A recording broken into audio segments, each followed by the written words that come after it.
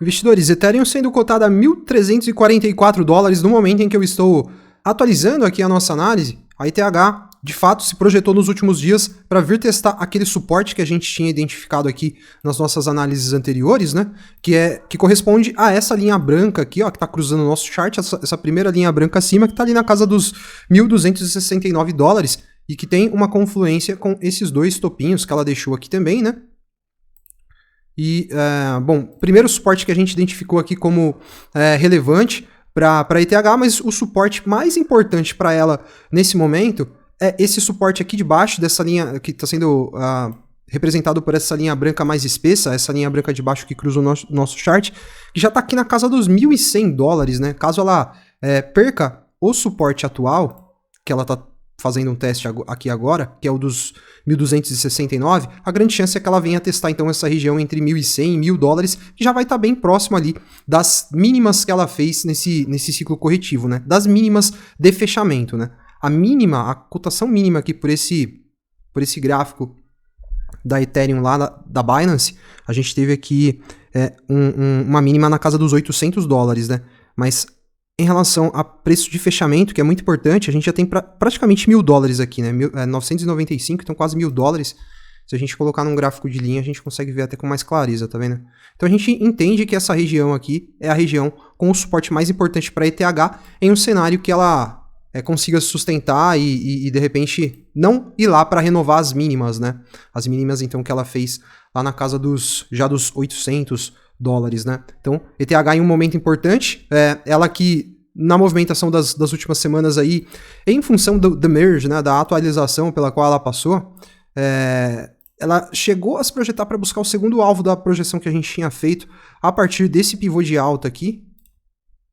Ó, ela fez uma mínima, uma máxima, depois fez uma mínima aqui, né? E aí ela voltou a se projetar para cima. Então a gente teve um pivô de alta aqui, né? A gente teve um pivô de alta exatamente nesse ponto em que ela rompeu esse topo aqui, né?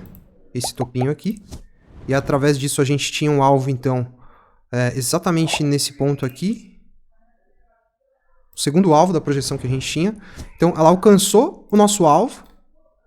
E aí entrou em correção, né? Ela voltou a se projetar para baixo e, de fato, a gente não teve a continuidade do hype em função da atualização da rede. O que a gente viu foi, de fato, tenho comentado isso nas análises, aquela máxima, né? Do compre o boato e venda no fato. E aí a gente teve a notícia do demerge mais ou menos nesse momento aqui, ela se projetou para cima, chegou a ter uma valorização bem interessante aqui, a ETH nas últimas semanas, mas ela voltou a ceder, então está testando agora uma região de suporte bem importante. Nós tínhamos na verdade, o nosso cenário base era esse alvo aqui, né, mas nós tínhamos um cenário mais otimista que não se concretizou, que seria ela vindo buscar a região dos $2.300, e o fato é que ela não conseguiu buscar essa região, porque ela encontrou resistência nessas mínimas que ela tinha deixado aqui, ó, tá vendo? Se a gente dá uma olhadinha à esquerda, ó, a gente pode até desenhar aqui um retângulozinho assim, ó. Aí a gente vai ver que tem, dentro dessa região, ó, tem topo, praticamente temos um fundo, mais uma mínima, mais outra mínima aqui. E aí foi justamente dentro dessa região aqui que ela foi encontrar resistência no hype do demerge e voltou a se projetar para baixo agora. Então, para a ETH nesse momento, investidores, é importante que ela não perca a região dos $1.270, para ela não vir testar, então, aqui região dos 1.100. A gente considera que esse suporte aqui dos 1.100 é o suporte mais forte que ela tem para o momento, apesar de não ser um suporte assim tão relevante, porque se a gente olhar assim, não teve tanto teste dentro dessa região. Ó. Esse suporte aqui foi muito relevante, tá vendo? Até que eu tinha acabado de desenhar aqui, ó. Porque a gente teve vários testes, tá vendo? Ó? Testou uma vez, 2, 3, 4, né? Aí da quarta não passou, ela subiu, foi fazer a máxima lá. Já aqui não, a gente vê que foi 1, 2, 3 testes. Quando a gente olha aqui para a esquerda, a gente também não vê muita coisa, o que a gente vê aqui é meio que uma confusão aqui, né? Mas sem fundos com demarcação clara, né? Então, um momento aqui bem importante aqui para Ethereum, né? Para não dizer assim...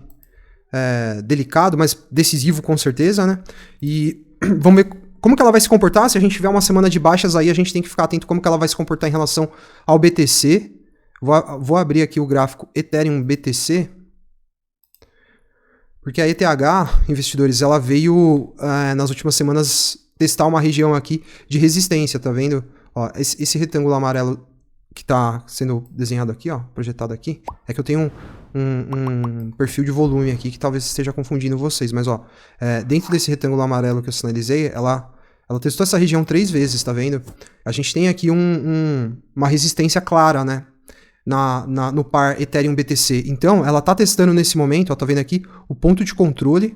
Então, um momento bem importante aqui na relação Ethereum-Bitcoin. E se de repente ela consegue encontrar suporte nesse ponto de controle, que é essa linha branca aqui, a gente pode até ver a Ethereum voltando a se projetar para retestar mais uma vez essa região aqui de resistência que ela tem. Caso contrário, a gente pode ver ela perdendo então esse suporte para vir testar já essa região aqui, mais ou menos, né? Ó, essa região aqui, mais ou menos. E aí, com Ethereum perdendo capitalização em relação ao Bitcoin. Isso pode acontecer com o Bitcoin caindo e a Ethereum caindo mais, ou Bitcoin subindo e Ethereum subindo menos, né? Aí me refiro ao par Bitcoin dólar e Ethereum dólar, né? Então, ficar bem atento aqui em relação a essa movimentação da ETH, porque existe essa possibilidade até mesmo do BTC. Se a Ethereum de fato perder esse suporte aqui do par BTC-ETH, ETH-BTC, aliás, é bem possível que a gente veja então o Bitcoin ganhando capitalização aí em relação a Ethereum em uma condição de queda ou de alta do BTC, né?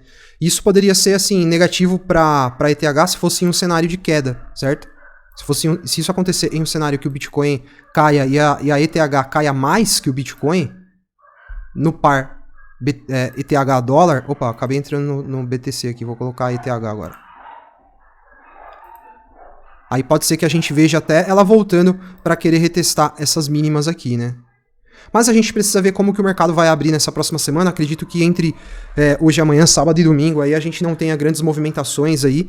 Acredito que a decisão da semana começa a acontecer a partir da abertura do mercado americano na amanhã, né, que seria domingo, a partir das 7 da noite. E com certeza segunda-feira é o que vai dar a direção para essa semana aqui. Se o mercado americano abrir em baixa, pode ser que a gente veja então a Ethereum voltando para retestar esses suportes que eu citei aqui. Se a gente tiver um movimento de recuperação, um movimento de alívio aí para a bolsa americana, que pode acontecer também, pelo menos uma semaninha de alívio, a gente pode ver, quem sabe então, ela voltando a se projetar para cima, né?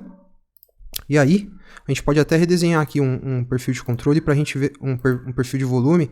Aí a gente já pode ver que ela vai ter aqui uma pequena barreira lá na faixa dos 1.589 dólares, né? Mais ou menos